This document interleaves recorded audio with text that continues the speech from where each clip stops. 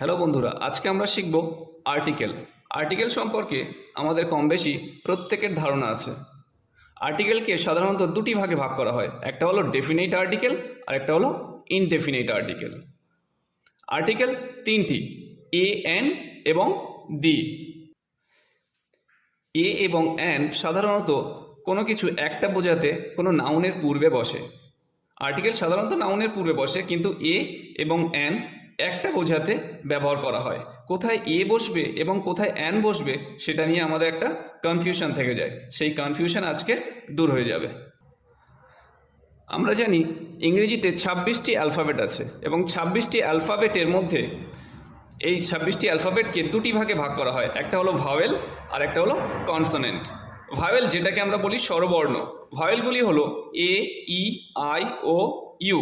এই পাঁচটা হলো ভাওয়েল, বাকি 21টা কনসোনেন্ট। বাকি 21টা কনসোনেন্ট যেমন B, C, D, F R বাকি সবগুলো আছে কনসোনেন্ট।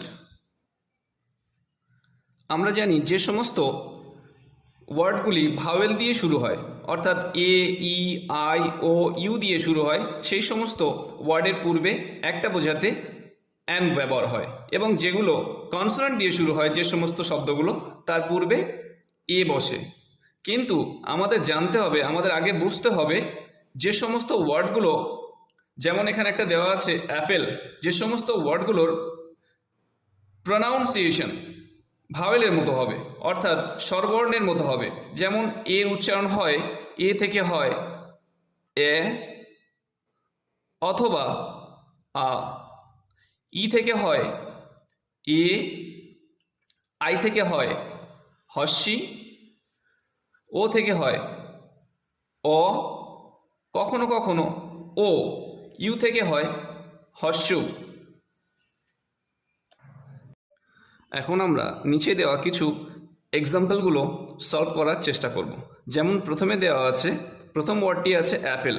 অ্যাপেল যেহেতু ভাওয়েল এ দিয়ে শুরু হয়েছে এবং এর প্রোনাউন্সিয়েশন হচ্ছে এ, তাই এখানে বসবে অ্যান। নেক্সট ওয়ার্ডটি হলো বয়। যেহেতু এখানে কনসোনেন্ট দিয়ে শুরু হয়েছে, তাই এখানে বসবে এ। Next elephant. এলিফ্যান্ট শব্দটির প্রথম লেটারটি হলো ই এবং ই এর উচ্চারণ কেমন হচ্ছে এ, তাই এখানে বসবে অ্যান। নেক্সট ক্যাট, কনসোনেন্ট দিয়ে শুরু, তাই বসবে a cat. Igloo. Igloo first লেটারটি হলো আই, এখানে আই এর উচ্চারণ হচ্ছে ই হস্যই, তাই এখানে বসবে অ্যান। নেক্সট গান। গান এর ফার্স্ট লেটার হলো জি এবং এটা একটা কনসোনেন্ট, তাই এখানে বসবে এ। নেক্সট লেটারটি হলো অরেঞ্জ। অরেঞ্জের ফার্স্ট লেটারটি হলো ও এবং এর উচ্চারণ কেমন হচ্ছে অরেঞ্জ, অ এর মতো, তাই এটা হবে অ্যান। নেক্সট হেন। হেন শব্দটির ফার্স্ট লেটার হলো এইচ, এটা একটা কনসোনেন্ট, তাই এখানে বসবে এ। Next umbrella.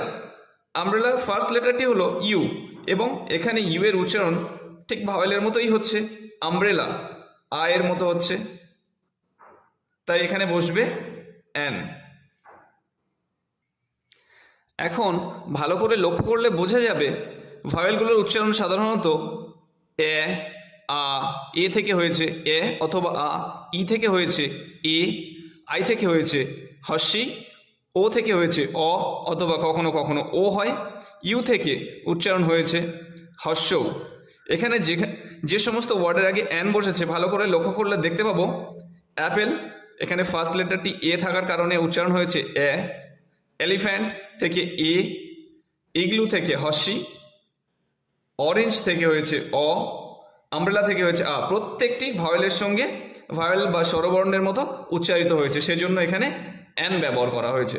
এবং যেগুলো কনসোনেন্ট দিয়ে শুরু হয়েছে, যে সমস্ত শব্দগুলো, তার পূর্বে এ ব্যবহার করা হয়েছে। এখন আমরা কিছু এক্সেপশনাল ওয়ার্ড সম্পর্কে জানব এবং এই ওয়ার্ডগুলোর পূর্বে কোথায় এ বসবে কোথায় অ্যান বসবে সেগুলো আমরা সলভ করব। যেমন ফার্স্ট ওয়ার্ডটি হলো অনেস্ট ম্যান। এখানে অনেস্ট ম্যান ওয়ার্ডটির ফার্স্ট লেটার হলো এইচ। এইচ যদিও একটা কনসোনেন্ট, কিন্তু এর প্রোনাউন্সিয়েশন হচ্ছে অনেস্ট, অ এর মতো। তাই এই ভাওয়েলের মতো প্রোনাউন্সিয়েশন হওয়ার কারণে এখানে বসবে অ্যান, এখানে কিন্তু এ বসবে না। যেহেতু এর অনেস্ট শব্দটির প্রোনাউন্সিয়েশন হয়েছে অ এর মতো, সেজন্য এখানে অ্যান বসবে। নেক্সট ওয়ার্ডটি হলো ইউরোপিয়ান। ইউরোপিয়ান ইউরোপিয়ান শব্দটির ফার্স্ট লেটার ই। আমরা জানি ই এর উচ্চারণ হয় সাধারণত এ, কিন্তু এখানে উচ্চারণ হচ্ছে ইউ।